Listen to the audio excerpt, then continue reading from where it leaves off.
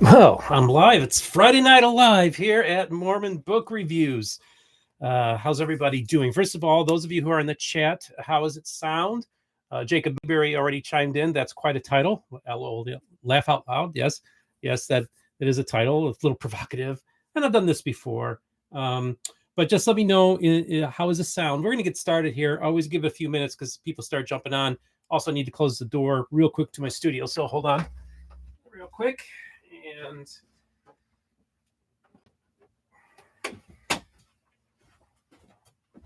all righty, so okay, all right, so we'll get started here in a second. I just wanted to touch base with everybody. First of all, how was your 4th of July holiday? Did you guys all have a good time?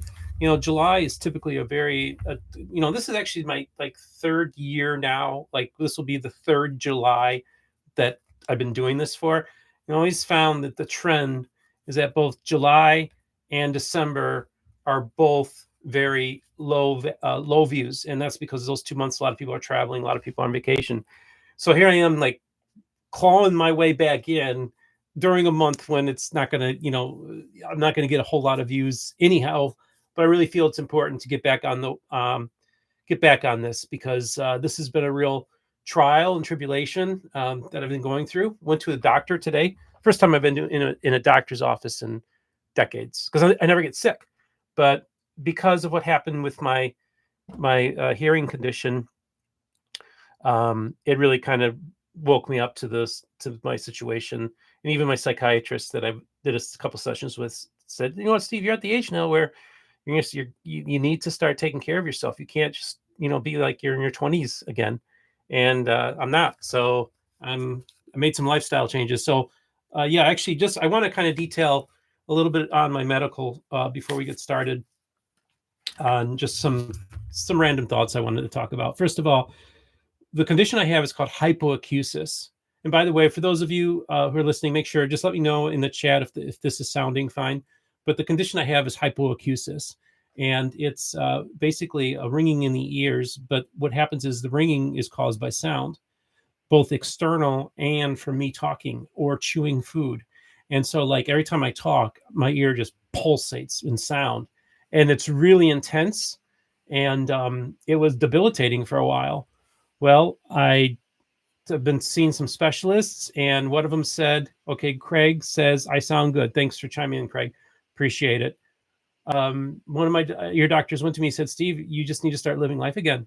You need to learn how to deal with this. So this condition is not an easy one to deal with. People that suffer from tinnitus and these conditions are twice as likely to attempt suicide or have suicidal thoughts.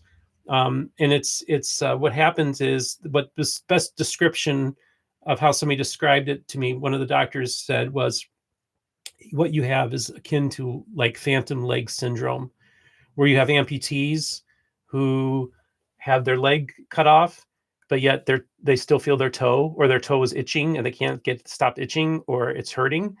It's because all those nerve endings are still there in the leg.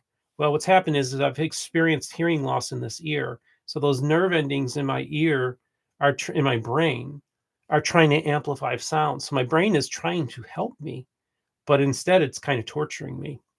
So once I recognize that this sound is not being created by my eardrum, this sound is being produced by my brain. And so now I've got to learn. I've been able to. Been working on training myself to ignore the sound. Imagine just a blowhorn in your ear all the time. Imagine that, and then imagine trying to ignore it. And so that's really what's happening. It's been pretty intense, but I'm amazed. I'm so grateful that I'm able to talk again. I was talking in whispers with my mom. My mom was talking in whispers because any sound was just so overwhelming. Well, now I've learned, like right now, my ear is on fire, but I'm able to do this. So I'm thankful. So I had to make some lifestyle changes. They want me to cut no caffeine because that can affect circulation to the ear. So I've gone over 2 weeks without caffeine. I've spent most of my adult life consuming caffeine, drinking coffee every single day. And so my body's been making the adjustment from being highly caffeinated. And I was a Red Bull guy. And then I had a little bit of a high blood pressure situation last year caused by me consuming too much caffeine. So I've been cognizant of my caffeine consumption. I've been, over the course of the last couple of years, cutting down. And then finally I eliminated coffee altogether. So I just drink decaffeinated. So I'm still technically violating the word of wisdom, but y'all think, I'm heading in the right direction. I had to reduce sodium, all these kinds of things. So I've been making lifestyle changes, and my body, it's hard to not function without caffeine because I'm so used to it. So I'm exhausted. I feel tired and exhausted all the time. So I got to retrain my body to get energy from caffeine. So either way, a couple other things. So that before I get on to my main topic, because I always like to give a few minutes for people to hop on. Looks like we don't have a huge amount of people on yet, but it's a Friday night and it's July, so that's not unusual. I wasn't expecting a huge audience tonight. But a couple things. Sunstone is coming out next month, beginning of August, and John Whitmer Historical Association is going to be in the second weekend, I believe, September 11th, somewhere on there. In St. George is the John Whitmer Historical Association meeting. I don't know if I'm going to make either one of those. The problem is traveling with my ear. My ears always bother me when I fly, and I don't need anything else going on up here that already is happening. So I'm going to see some more ear specialists, ENT people, and consult with them to see if travel is something that I can do at some point. So I may not end up flying anymore this year. Last year, I went on, I think, at least a half dozen trips, and I think 3 were to Utah. So I feel bad because I feel like my Utah is my second home. And then I didn't go to Cleveland for Mormon History Association, but I still gave a presentation there. And, it's just kind of cool when you think about 3 years ago, nobody knew anything about me. MBR was just this tiny little channel. And I presented at last year's John Whitmer Historical Association, and I presented at this year's Mormon History Association. And both times was actually asked. And the first person to ask, whose idea it was interestingly enough, Matt Harris came up with the idea of me and other podcasters, YouTubers and podcasters presenting at JWHA. So that was Rick Bennett, myself, and David Boyce of 52 Churches. And so that was Matthew Harris. Got this from Oxford earlier this week. Matt made sure I got it. It's very unusual. Oxford's very stingy on sending out readers' copies. I couldn't get them to send me Bushman's book. So we're going to be, Matt, guess what, folks? Matt Harris was the second guest I ever had on my channel. So, these people I've been talking to for a long time, and Matt is a good friend. So I'm really excited to have him back on, talking about the race, Black Mormons and the struggle for racial equality. This is a great book. A lot of people are covering it, but MBR has always got its own unique angle. And so it'll be interesting to have Matt. So Matt was the one that came up with the idea of me presenting at JWHA along with Rick and David. And then I was approached by some people at MHA, say, hey, we're going to do a thing about podcasting Mormon history, YouTube and podcasting Mormon history. And so Mormon studies. And so I gave a presentation over Zoom. So I was really happy about that. So, okay, now, why are my critics, why are most of my critics cowards? And I say that, it's a bit of a provocative thing, but by the way, just before I get started, for those of you who would like to financially contribute to Mormon book reviews and get a shout out in the chat, this is an opportunity. So in the chat, if you want to make a donation, $1, $5, $50, whatever, feel free to do so. If you want to get a shout out, you're going to get a shout out either way if you participate. But if you'd like to make a donation, this is great. And those of you who'd like to financially support us on Venmo, as well as PayPal, or if you want to be a Patreon, there's links in the description in this video as well. But I always appreciate the financial donations. One of the advantages of not traveling is I've been able to save up some money in my accounts. So that's good, but still, I don't make a whole lot of money. I'm not doing this for the money by any means, but any little bit of financial support is greatly appreciated. So I was kind of just, people have been critical of me for a while, which is fine. People were critical of me early on, even 3 years ago. So, and that's okay, because I knew going into this that's the reality. People are going to be critical of you, and as the channel has grown in visibility and in stature, I even got attacked by people for breaking the temple, Kirtland Temple being sold, which was stupid for them to do that. I mean, it was unfair to me, because all they were like, would you be mad at CNN for breaking the story? It made no sense, like, for people to criticize. And even one of the top most visible, one of the more visible, well-known Community of Christ people. I spent 2 hours talking to them on the phone, and they said, "You are totally perfectly within your journalistic rights to do that, Steve. You did nothing wrong." So for those of you who are critical of me for doing that, I've got some top people at Community of Christ to have my back. So I appreciate those people at Community of Christ. For the most part, most of you all have been wonderful to me and very kind and very supportive. I did get some criticisms there, but I don't necessarily would say like, well, those people are cowards. No, many of those people were criticizing me at the time because they are hurt, you see. So I always try to understand, where is this person come from? And I even had a few that went after me, and they said, you know what, Steve, I'm sorry. I was taking it out on you, and really, you didn't do anything wrong. And so, but then there's other people that have malevolent intent, and their intent is to hurt people and to be unchristian in their conduct towards people that they don't like, especially people that they don't think maybe are true Christians, which is stupid. It's a stupid premise to begin with, to decide who is a true Christian and who's not. That ain't your job, homie. Just ain't. And I think it's so stupid because it pushes people out of religion in general. They see us fighting each other and squabbling and debating over stupid little minor doctrinal differences. And some are major, but even then, it's stupid, because it's like we're debating things that to an outsider who doesn't, like an atheist, would be like, it's like people arguing over Lord of the Rings. Like, how relevant is this to me? That's how I see us.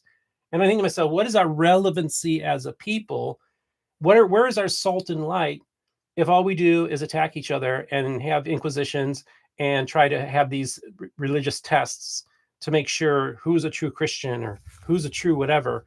And that does great damage to people's souls, and it does grave damage to the faith. And so my whole thing is really quite simply this: I am not going to bash another person's faith. And anybody that goes and bashes other people's faith in order to strengthen their own, if they, in other words, for them to defend their faith, they have to bash another faith, then they're coming from a very weak position.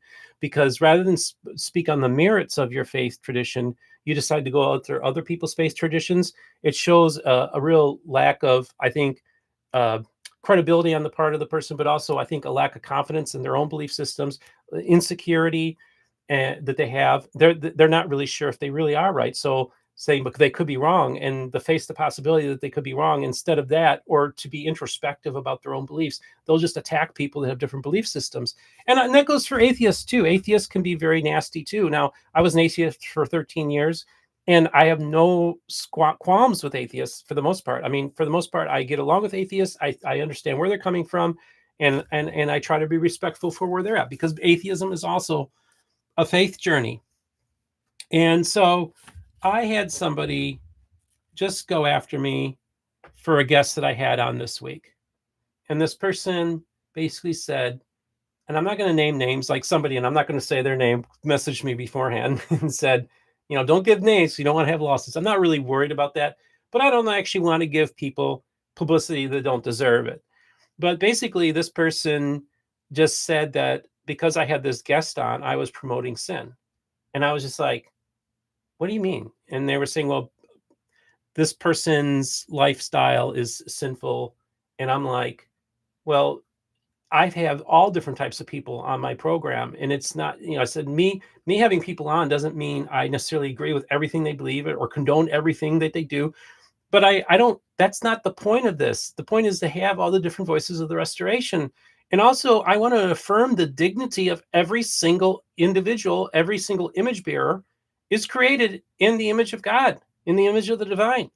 And I'm going to be respectful of that person because of the fact that they are an image bearer. And I'm going to show them that dignity, and I'm going to have a safe space for all the different voices of the restoration. For those of you who don't understand what I've been doing now for about 3 years now, if you don't get it now, it's because you're not paying any attention to what I actually do, or you're not actually listening to what I'm saying, or you're not actually watching my program. Dana says, you're fine, ignore these people. And you know what I do for the most part? I'll have you know that earlier this year, I taped 2 interviews with people. And in both these interviews, I went after some people pretty strong. And I mean, like, I really torched some people, and I named names, and I made jokes about them. And you know what? Those 2 interviews, neither one of them is gonna air, um, because I didn't think I had the right spirit. And going through what I've been going through for the last few months, last, like, 3 months now, it's really, in one sense, kinda humbled me a bit too, and it's also put things in their proper perspective. I remember even thinking as I'm, laying in bed and I'm just suffering, and I'm like, all these people that hate me and attack me, don't let them get to you. Be more appreciative of people. Recognize that they are also image bearers and that they're in a journey as well. I just am really saddened by the spirit of a lot of these people. Um, and so this individual goes after me, and I finally just said, okay. And then I tried to respond, and they blocked me, which is so unprofessional. So I said, I wiped my hands of this person. And I had this person on my program. I pulled the interview. I said, forget it. I'm not going to give you any more platform, because of you. This person was just felt so entitled to come on my program. Never ever showed any gratitude for coming on my program, and then attacked me when other people were attacking me, and then makes a point to just besmirch me in comments while I'm sick and suffering, and never shows any Christian compassion whatsoever towards me. That to me told me more than about their character than anything. They only cared about themselves, promoting themselves, and they're the gatekeeper who've decided who's the true believer and who's not. And sorry, you don't have a place here at Mormon Rookeries anymore. People like you just don't have a place. So I've been talking to. It's really interesting. I do a lot of off the record Zoom calls with people, quite often. Not as much recently, but I have been doing it again, whether I talk to people on the phone or I Zoom with people.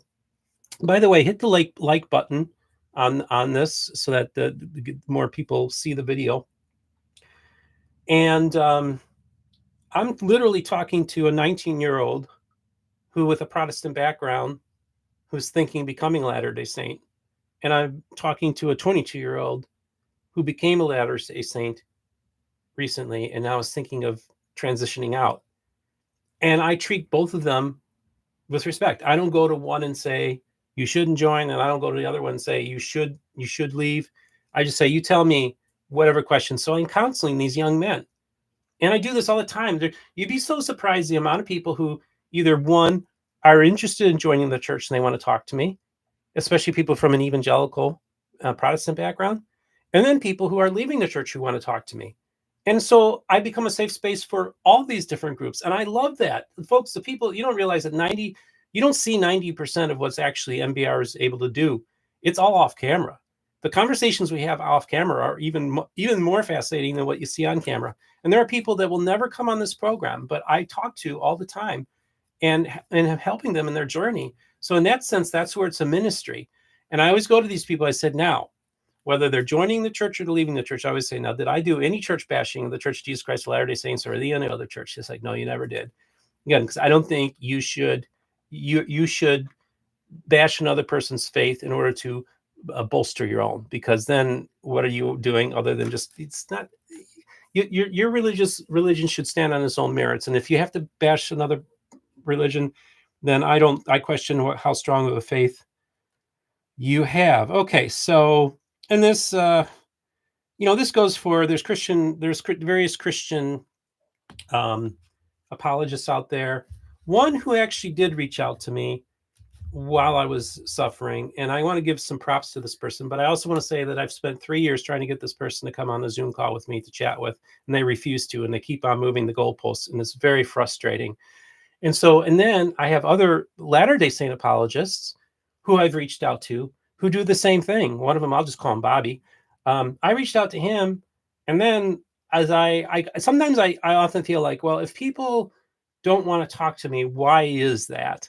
So I start doing digging, and I dig up things, and then I find out, oh, I can see why they don't want to talk to me, because I could potentially maybe expose some certain things about them And not that I would, but I ended up doing it to one person, actually a group of them, who were lying. They were lying in academic journals, and these are Latter-day Saint apologists. And I went on another program, and I'm not going to rehash the whole story, but in every case, I have found that people who don't want to interact with me is because they're hiding something, or maybe they're intimidated. I don't know, but there's something very weird about people that don't want to talk to me, and they all have the same spirit. And I'm just like, what do you have to lose? Summer Rain, my frequent co-host, Summer Rain, is in the chat. How you doing, Summer? Good to hear from you. I talked to her earlier this week. She's going to try to help me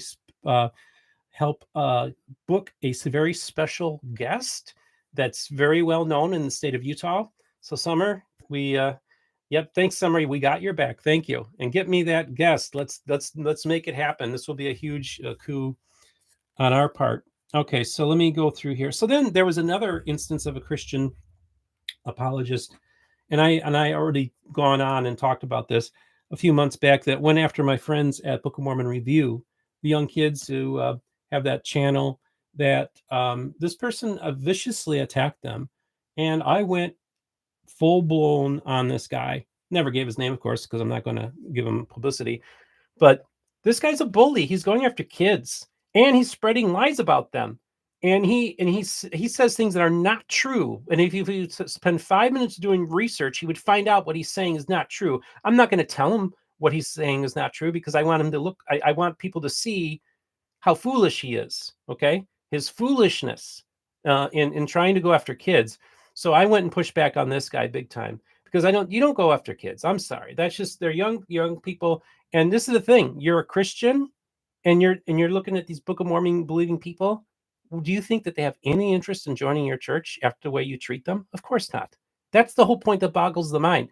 These Christian apologists that stand out during General Conference and hold these signs and mock them. And I talked to a Jewish rabbi, very well-known Jewish rabbi, who's well-known in Utah. Talked to him on the phone about it, and he told me, he said they made fun of him and his religion because they saw him wearing his rabbinical, his gear, his holy garments, right? Because they are making fun of the garments, the temple garments outside. And he said they were just vile people, horrible human beings.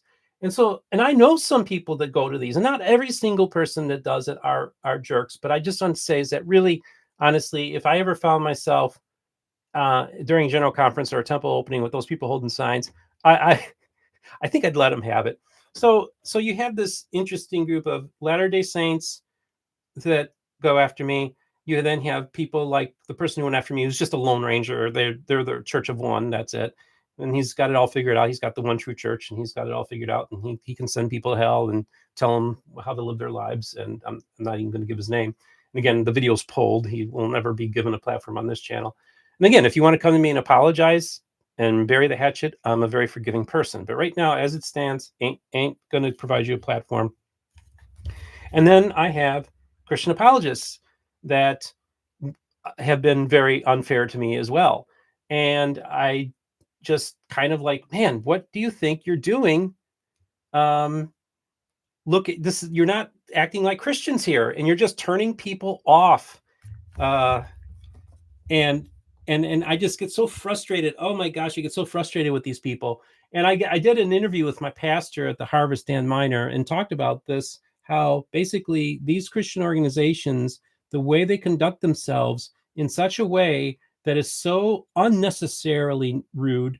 I even talked to somebody who called one of those ministries on the phone recently and said, they were just so rude to me. And I'm like, and this was a person that's transitioning out of the church and going back into evangelicalism. And he was like, man, they could have been a lot nicer to me. And I was like, yeah, I know, that's the whole point. They're rude and they're not nice to people. And they're the kind of people, they're the kind of Christians that essentially present a type of Christianity to Latter-day Saints that basically a Latter-day Saint would be like, if that's what Christianity is, if I were to ever leave this church, I would certainly not join their church. And so that to me is what's so counterproductive to a lot of these countercult, what they call, and these ministries, apologetics ministries, are using 1980s countercult tactics that don't work anymore. And they're they're just pushing people out of pushing people out of the church, or keeping people from coming in, because people are just so turned off by their tactics. So it just drives me crazy. Summer says, when you make everyone mad, you're doing something right. Yes. Well, and I don't make, this is the funny thing, I don't make everyone mad. Most people love me. And this is the other thing too, is like, if you're one of those people, like the person that I was dealing with, where 99% of people don't like you, then that's on you. If you're in a situation where, in my situation, where 99% of the people do like me and only 1%, then it's on them. I think that's a good way to look at it. Like, if a lot of people don't want to have anything to do with you and don't like you, you don't do your persecution complex. Look in the mirror and do an evaluation of, like, why is it that people ban me from groups? Why is it that people don't want me to come on the program? You need to look in the mirror, homie. Just saying this in love, not in hatred. Even though I don't feel a lot of love from you, I hope that you feel love from me. Okay, so just real quick, I usually just do like 30, 45-minute live sessions. Everybody, tell me, first of all, how's your summer going? For those of you in the chat, it's a little light in the chat today. And also, for those of you who are Latter-day Saints, have you had bad situations happen with evangelicals, bad confrontations?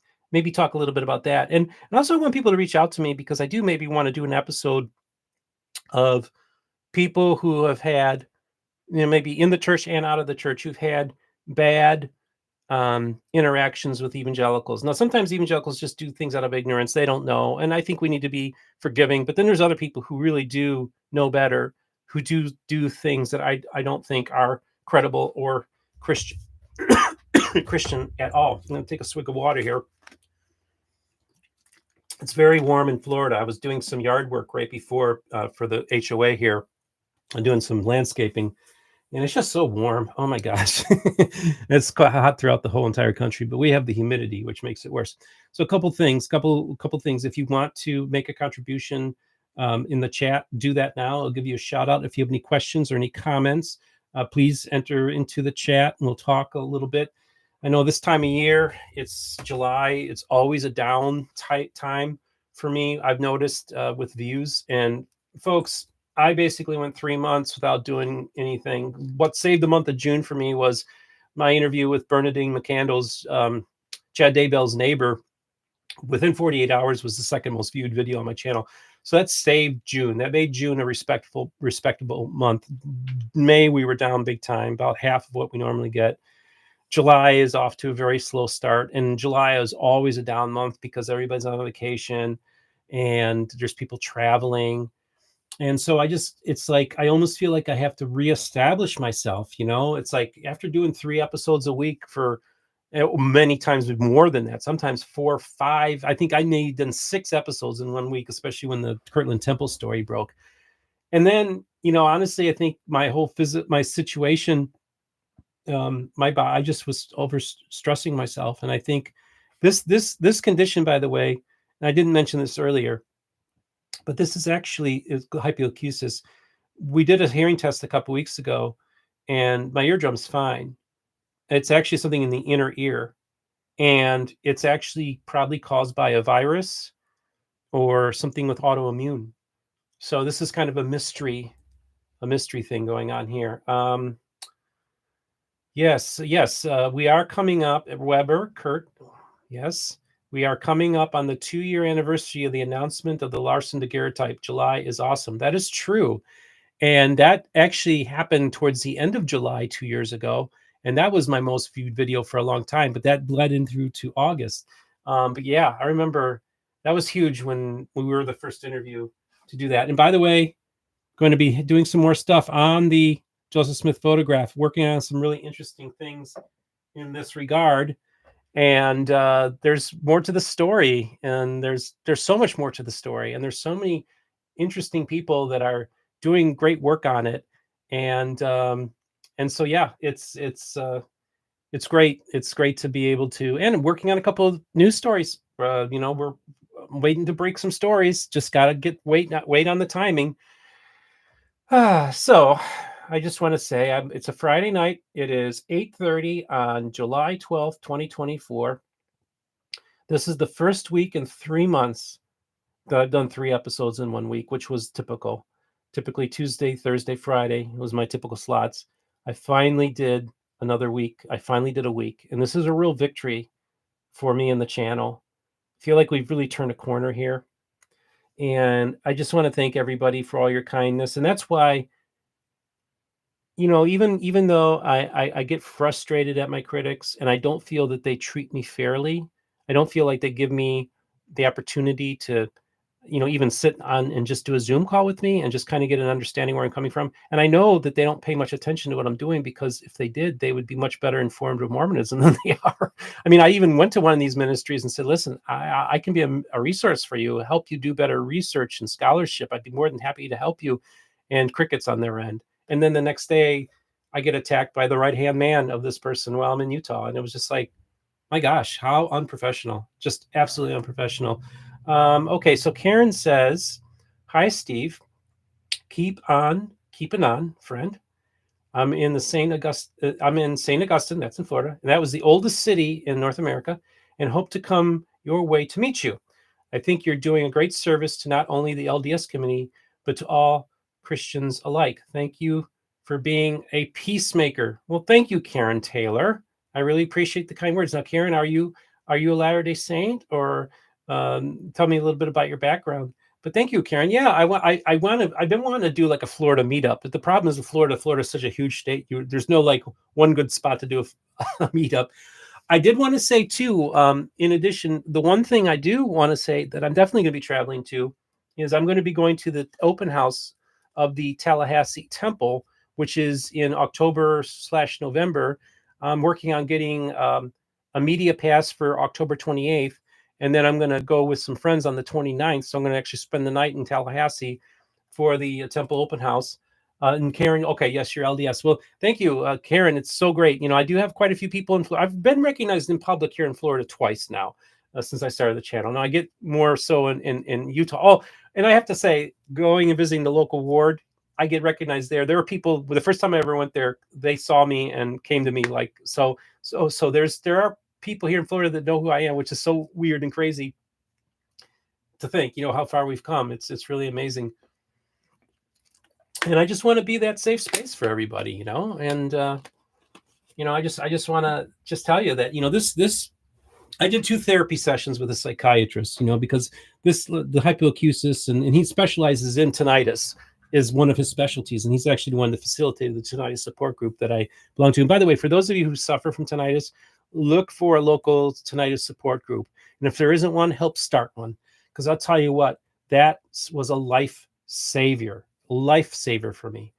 And so that really has been a blessing to have a support system and have friends, because if I was facing this alone, I would be in a really bad spot right now. I will tell you that, folks. This condition, like I said, imagine a blowhorn in your ear all the time. Just imagine that. And then imagine being able to block it out. Not 100%, it's still there, but not let it bother you. I mean, I'm just so grateful. I'm so grateful that we have this incredible instrument, the human brain, the human mind, that's capable of healing us. Karen says, see you at the Tallahassee Temple open house. Okay, Karen, we're going to try to get out there on the 29th. Maybe we can arrange lunch or something too. And then Summer says, I'm so glad you're back on here, Steve. You've been missed. Yeah, and Summer, I missed you too. You've been super busy with your dad's campaign and everything. And hopefully she's going to work on getting me a really big guest on the program. And hopefully she'll be able to do that. And that'll be awesome. And she will be the co-host for that. So yeah, so just everybody, I just want to say, I'm so thankful to everybody. And Karen, I look forward to seeing you at the Tallahassee Temple. Summer says, working on it, fingers crossed. All right. I believe in you, Summer. I do believe that you will be able to book this guest. I do believe it. I have this feeling.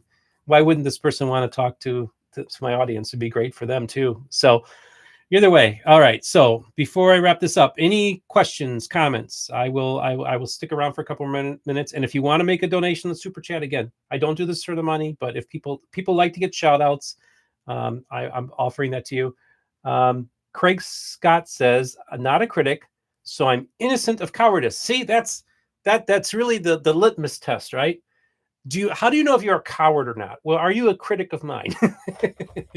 Now, I will tell you that there's one critic that I have to give props to, and I won't give their name, but this happened last year. Yeah, it was like over about a year and a half ago. One of the people who started, like one of the best known people on Reddit that inhabits the ex-Mormon and the Mormon Reddit sphere, who helped start the ex-Mormon Reddit, he attacked me on Reddit. Actually attacked me and John DeLynn. And I called him out. And next thing you know, I said, why don't you and me on a Zoom call? And that's the thing. Like, I'm one of those people that people online, when they criticize me, I'll be like, let's do a Zoom call right now. I'll send you a link. Let's hash this out. And they never take it. This person did. So I will, and we had a great conversation. Turned out he's a really nice guy. But, you know, he was the only critic of mine that I would say definitely wasn't a coward. And again, there's other people who are critical of me who are doing it out of ignorance or out of fear or just being upset because, like with the Kirtland Temple, understood, get that. I hope that we can bury the hatchet on that for those of you who are still sore at me for breaking a story, which it's so funny because a month before I broke the story for the Community of Christ, the day before they're going to announce their new prophet, I broke that story with the help with one of my sources. So like, who else would have not broken that story, right? Like, I break stories all the time. That's part of what this channel has become, and we're going to break some more. So, folks, this is a clearinghouse of information of the restoration right here in the house, here on MBR. It's a Friday night, hanging with my homies, having fun. Got Summer Rain in the house. It's all good. Got my friend Kurt Weber with the Larsen Deer type in the house. We're going to be doing some stuff about the JS photo daguerreotype. We're going to be having a lot of fun this summer. I don't know if I'm going to get out to Utah for Sunstone, and I want to because I would love to umpire the game between Team Higher Law and Team Outer Darkness. Higher Law being the polygamous and Outer Darkness being the Exmos. If I can make it, I will try, but I also have to take care of myself and watch for my health. And not and kind of alleviate some of the stressors in my life and make some lifestyle changes. For those of you folks who are out there, take care of yourselves. You know, I went to a doctor for the first time in 20 plus years today because I'm a typical guy, right? And we're just invincible. But as you age, you got to recognize that, you know what, you're going to age and you're not invincible and you are mortal and you've been given this body. And our bodies are a temple, and there is some wisdom to the word of wisdom to take care of yourself. There's some truths in there that I think are of value. And you know, I quit drinking coffee. Well, I'm drinking decaf, but I mean, come on, you know, that's the whole point of coffee is the caffeine. But to get caffeine out of my system for my entire adult life, I was focusing on caffeine. Now my body's just making the adjustment. So part of it's just the exhaustion I've been dealing with. So I'm rambling now. So I think it's time for me to step off. I want to thank everybody. I love you. Oh, let's see here. Lifeal Chemi Global. I'm not sure how to say that. You are welcome in Independence whenever you are healthy enough. I would love to meet you. I'm sorry you couldn't make it a few months ago. Yeah, I was supposed to speak at the Book of Mormon rally. My third Book of Mormon rally I was supposed to speak at Independence. I had to cancel that trip. I had to cancel my trip to speak at Rod Meldrum's conference that same week. And then I had to cancel my trip to Cleveland. And I'm probably not going to be able to make my trips to Sunstone or to John Whitmer. But keep me in your prayers. You know, I do believe in miracles. So, you know, some remarkable thing happens here. Maybe I can. So I love all of you. Thanks for spending part of your Friday night evening with MBR. Some people might say you need to get a life, and people might say I need to get a life, but that's fine because I love my life. I love the gift that is my life that's been given to me. I've had struggles. I've had a lot of difficult times in my life, but I'm grateful. I'm grateful for my friends, my homies. I'm thankful for finding a pastor in a church that understands me and treats me as a human being. I'm thankful that my mom is healthy and she was able to help me take care of me during this trial and tribulation. I'm grateful. I'm grateful for everything. And gratitude can go a long way. And, you know, I've had a lot of issues in my life. And I also feel that those issues gave me the tools to be able to deal with this whole new condition that I have. So, God bless all of you. We're going in on 40 minutes here. That's usually about where I want to go for a live feed. Make sure you are subscribed to Mormon Book Reviews. We're going to be doing some breaking news stories over the next couple months on this channel. We're going to be revealing new things that have never been publicly revealed before. They're going to be in the news. I'm really excited about it. So yeah, can I do 3 episodes every week like I was doing before? Can't promise I'm going to do 3 episodes next week, but we did this week. That's the start of something. I'm really excited. So I want to thank my guests that came on this week, David Snell and Evan Charlie. I really felt that we had some really great conversations. I'm looking forward to, I'm booking some more stuff. I'm actually booking a couple with Robert of Book of Mormon Editions. Him and I are going to be interviewing some people about some Book of Mormon stuff. So super excited about that. Going to get my homies from the Church of Jesus Christ in the house and talk about Arlene Buffington's Hymnal, a new channel that talks about the music. We're going to have Becky Tarbuck come on. We're going to have Josh Gailey come back on. We're going to have Casey Kern come back on. We're going to have Jonathan Neville come back on, talking to all sorts of wonderful people. So really excited. Got the Blythe, Christine and Christopher Blythe, their podcasts. They're going to come on and talk about that. So got a lot of stuff lined up, folks. So either way, God bless you. Thank you so much to the likes. For those of you who like to financially support the channel, there are links in the description. We didn't get any contributions today, but we had a little smaller than normal audience. But it's a Friday night, peak tourist season. People are heading out for the weekend. I'm just grateful for everything. So, okay, finally, I'm rambling. Okay, remember, the most important thing is this, folks. Remember, all the voices of the restoration will be heard here on Mormon Book Reviews.